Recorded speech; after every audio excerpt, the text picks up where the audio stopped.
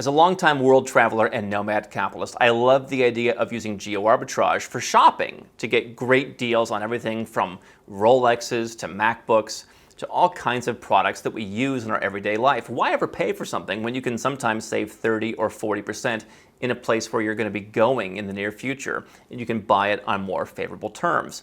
But when people have asked, where's the cheapest place to buy gold? I realized that you can also geo-arbitrage your purchase of precious metals. And so we've actually done a study where we've checked various countries. Where's the cheapest place to buy gold coins? I'm going to tell you.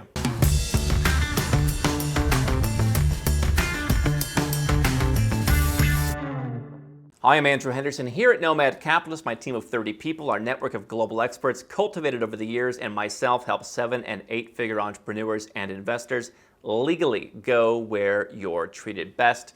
We've got a lot more free information at nomadcapitalist.com. Now, we went through all of the resources available to us online. We called some of the people we know all around the world, and we went through the various gold dealers all around the world in countries that I think are a good place to buy. And we made a list. Where's the cheapest place to buy gold? Before we get into the list, I'm going to share with you the criteria. The criteria were the cheapest 1 ounce 9999 gold coin that was actually in stock. Sometimes you'll see a cheap deal somewhere. Turns out they don't have any stock. The price isn't real. I wanted to make sure we're comparing apples for apples, so it could be Canadian Maple Leafs, it could be Austrian Philharmonics, any of the 1 ounce coins that fit that criteria. So let's go through the list, and I will share with you when we did this, the spot price of gold, US dollars, $1,886. So 1886 was the spot price. So that's what we're looking at. And the cheapest place that it came out was actually in Hong Kong. We'll go through the whole list of countries, but I won't bury the lead on you. Hong Kong was the cheapest place to buy gold. One of my favorite places to buy gold, I know other people have talked about this, is Hong Seng Bank in central Hong Kong. This is just a great vibe. I love the energy of Hong Kong. I love the excitement that's there. And you go into Hong Seng Bank, it's in central, and you go down the escalator, and you go to this counter. It's like, I think it's 2 escalators down. You go to a counter, and they will sell you, last time I was there, it was up to 10 gold coins. And they have all kinds of different gold. They have these different like Chinese gold bars and stuff, little bars, 1 gram, 10 grams, whatever. I like to buy the little 1 ounce coins, and they call them Australian nuggets. It's the Australian kangaroo. And the price for that, as of the time we did this project, was 1936, $1,936. And so that was the price. That was the lowest price we found anywhere in the world. There are places in Hong Kong where I think you can pay less. You need a membership. You need to trade stocks with them. We've looked at some of those. It seems really like too much. All right, I'll pay an extra $10. But that came in the lowest. Next price we found from a vendor in Switzerland. I won't give anyone any free plugs here, but Switzerland, there was a vendor online. You can buy gold. They'll store it for you. 1943, so $7 more for that 1 ounce coin than in Hong Kong. The United States, sometimes it is the cheapest place to buy gold. I have seen times where they beat Hong Kong. They have a special going on, Black Friday, whatever. There actually were some prices in the U.S. that were cheaper, but it was out of stock. They got down about 10, 15 bucks per coin lower than the Hong Kong price. But the cheapest we found for 999 gold coins, 1948. So you're $5 more than Switzerland and about 12 bucks more than Hong Kong. Again, the U.S. is often pretty competitive. They come in number 3. Next on the list, about 50 cents more, was Austria, direct from the Austrian mint. You can go to Vienna, you can buy them. Also 1948 and some change. So that's a pretty good place.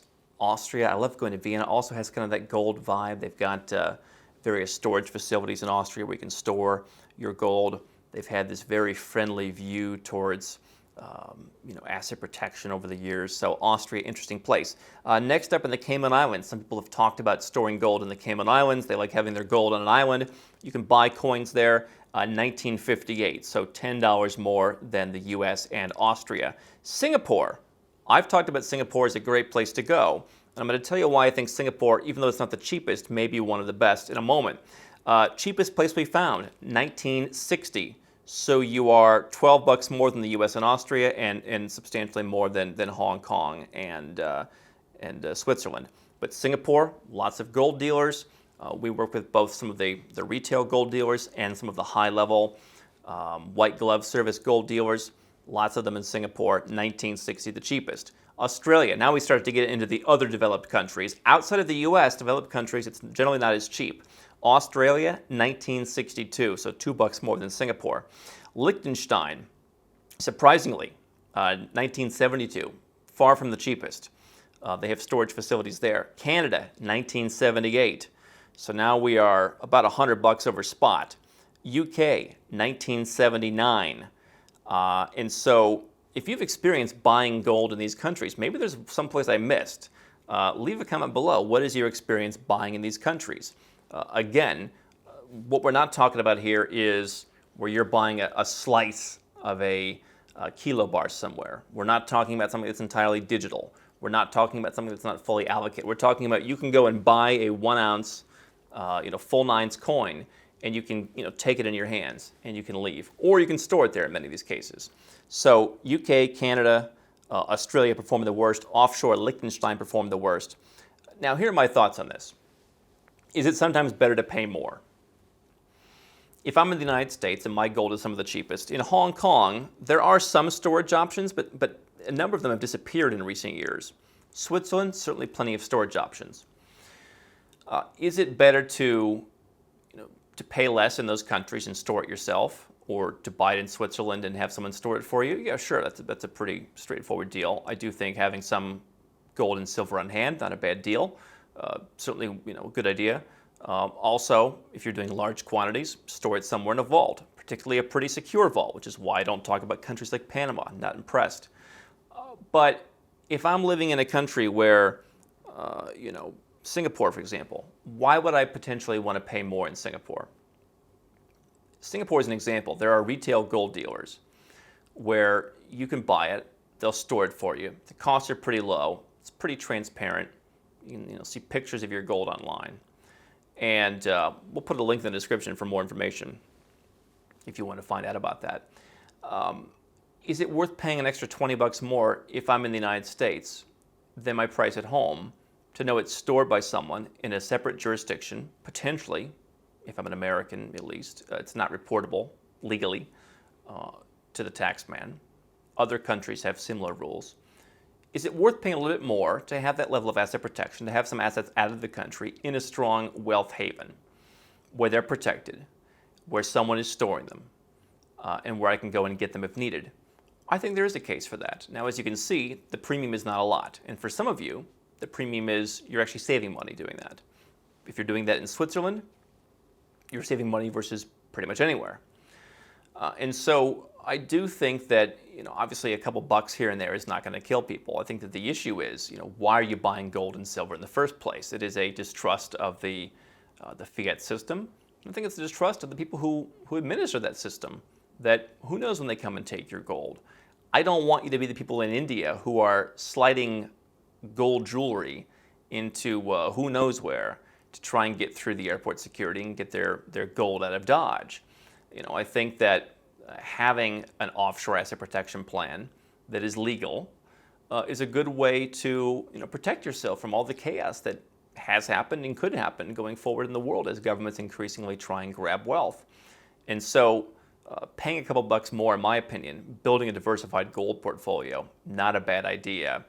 You can start whether you have a couple $1,000s or whether you have a couple $1 million with many of these countries. And I think for that reason, I would look at being diversified. How can Nomad Capitalist help you? 4 ways. Number 1, subscribe to our channel and click the notification bell to make sure you get our new video every day. Number 2, get a copy of Nomad Capitalist, the book. You'll learn a lot of my personal experiences over a dozen years of studying this stuff, as well as exactly some of the strategies that you can use to build your Nomad Capitalist plan. Number 3, if you're not sure where to start, but you want to come and learn from my team and I, you want to come and mingle with like-minded people, learn more about our live conference, Nomad Capitalist Live. It's coming up soon. And number 4, if you want some help right now because you've got a burning issue, you need something solved, you want to lower your taxes, get a second passport, or build the Nomad Capitalist lifestyle of your dreams, go to nomadcapitalist.com and click on Become a Client.